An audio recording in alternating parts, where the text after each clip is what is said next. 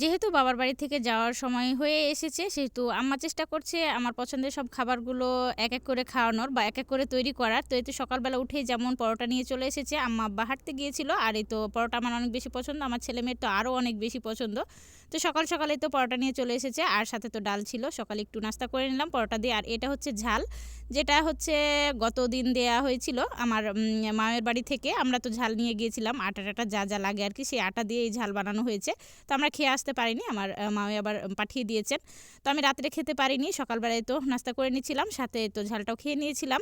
আর এই তো রুটি ভর্তা দিয়ে খেলাম। আর এই যে এদিকে দেখেন লাল শাক নিয়ে এসেছে আম্মা আবার হাঁটতে গিয়ে, তাজা তাজা লাল শাক পেয়েছিল তো নিয়ে চলে এসেছে। নানি আবার লাল শাকগুলো কাটাবাছা করে নিল।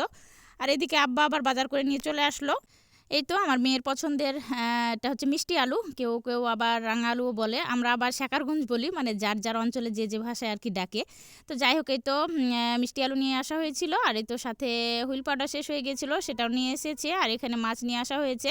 গতদিন আসলে আব্বা গড় আলু নিয়েছিল, মানে লাল যেটা মাটির নিচের আলু, গড় আলু যেটা বলি আমরা, সেটা দিয়ে মাছ খেতে খুব ভালো লাগে, আমার অনেক বেশি পছন্দের। তো আম্মা বললো যে তাহলে যাওয়ার আগে একদিন রান্না করি, যেহেতু গড় আলু আনা হয়েছে, টাটকা মাছ নিয়ে আসা হোক। তো আব্বা আবার বাজার থেকে টাটকা রুই মাছ নিয়ে আসলো। তো বেশ কিছু থালা বাসন জমা হয়ে গেছিলো সকালে খাওয়া দাওয়ার পরে। আম্মা আবার একটু ছাদে গিয়েছে গাছগুলোতে পানি দেওয়ার জন্য, বেশ কয়েকদিন থেকে গাছে পানি দেওয়া হয়নি। তো আমি আবার ভাবলাম যে থালা বাসনগুলো একটু পরিষ্কার করে ধুয়ে নিই, আম্মার জন্য ফেলে না রেখে।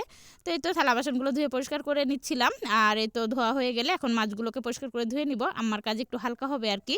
আম্মা আসলে আমাকে কোনো কাজ সহজে বলে না যে এই কাজটা কর বা এই কাজটা করতে হবে এরকম আর কি। তো আমি চেষ্টা করি যে যতটুকু পারি আর কি, যেহেতু বাসায় তো আমাকে নিজের কাজ নিজেই করতে হয়, সেহেতু আম্মার একটু হেল্প হলে ভালো হয় আর কি। তো এই তো, আর তাছাড়া আমার ভাবি এখন নেই, ওর যেহেতু বেবি হয়েছে, ও আর বাবার বাড়িতে আছে, তো এর জন্য আম্মারও একা হয়ে গেছে।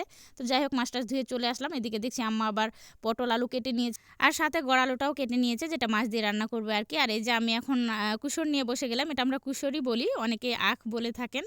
তো যাই হোক, এই তো সবাই মিলে একসাথে এই কুসুর খাচ্ছিলাম, আব্বা কিনে নিয়ে এসেছে গতকালকে। তো কুসুরটা খেয়ে আবার বেশ কিছু কাপড় ভিজানো হয়েছিল, সেগুলো আর কি পরিষ্কার করে ধুয়ে ছাদে এখন নেড়ে দিচ্ছি। রোদ আজকে খুব একটা বেশি নেই, এজন্য আর কি এতগুলা কাপড় কেচে একটু টেনশানই হচ্ছিল শুকাবে কিনা, না শুকালে না শুকাবে, দেয়া থাকলো ছাদে। তো যাই হোক, কাপড় চোপড় দিয়ে আসলাম। আর এসে দেখি আমার রান্না অনেকটা হয়ে গেছে, মাছ ভেজে নিয়েছে। আর ওইদিকে তো পটল আলু রান্না মনে হয় হয়ে গেছে। এই যে পটল আলু রান্না হয়ে গেছে, আমি আবার একটা আলু নিয়ে টেস্ট করে খেয়ে দেখছিলাম।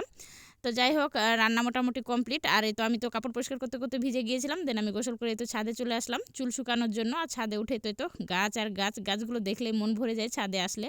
এই গাছগুলোকে খুব মিস করব চলে গেলে। চুল শুকাতে আসলাম ঠিকই, বাট ছাদে একটু রোদ নেই, সারা আকাশ জুড়ে মেঘ মেঘ করছে আজকে। তো যাই হোক, কিছুক্ষণ বসে থাকার পরে আবার নিচে চলে আসলাম। আর এসে দেখি আমার কতগুলা কাজ করা হয়ে গেছে। দেখেন, বাদাম নিয়ে এসেছিল আব্বা 1 কেজি মতো, সেখান থেকে বাদাম ভেজেছে একদম দোকানের মতো করে, বাইরে যেভাবে বিক্রি হয় সেভাবে আম্মা বালি দিয়ে ভেজেছে বাদামটা। আর এই তো এদিকে গড় আলু দিয়ে মাছ রান্নাটাও হয়ে গেছে। আর এখন চুলার উপরে আছে যে মিষ্টি আলুটা আনা হয়েছিল, আমার মেয়ের তো খুবই বেশি পছন্দের। তো আম্মা সেটাকে অল্প অল্প করে আঁচ দিয়ে এই তো পুড়িয়ে নিচ্ছিল আর কি, সিদ্ধ করে নিচ্ছিল। দেন এই তো দুপুরের খাওয়া দাওয়া করে নিচ্ছিলাম। তো আমার আজকের ভিডিওটি এ পর্যন্তই, ভালো থাকবেন, আল্লাহ হাফেজ।